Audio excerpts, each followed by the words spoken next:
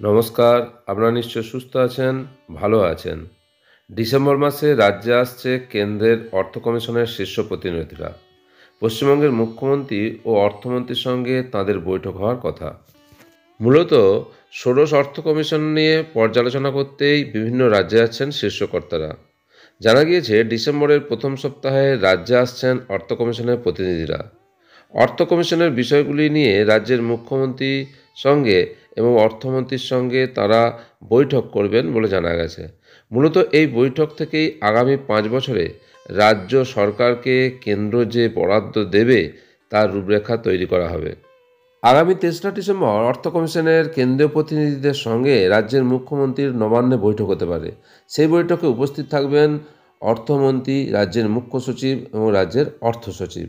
এই বৈঠকেই রাজ্যের তরফ থেকে অর্থ কমিশনের কাছে দাবি দাবার বিষয়টি তুলে ধরা হবে এবং পঞ্চদশ অর্থ কমিশন নিয়ে কোনো অভিযোগ থাকলে তাও এখানে আলোচনা হতে পারে বলে খবর। এমনিতেই রাজ্য সরকারের অভিযোগ, বিভিন্ন ক্ষেত্রে কেন্দ্রীয় বরাদ্দ বন্ধ করে দিয়েছে কেন্দ্রীয় সরকার, আর সেই জায়গা থেকে এই বৈঠকের তাৎপর্য অত্যন্ত গুরুত্বপূর্ণ।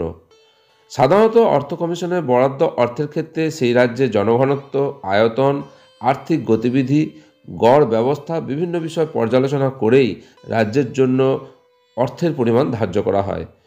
খুব স্বাভাবিকভাবেই এই বিষয়গুলো আলোচনায় থাকবে বলে মনে করা হচ্ছে।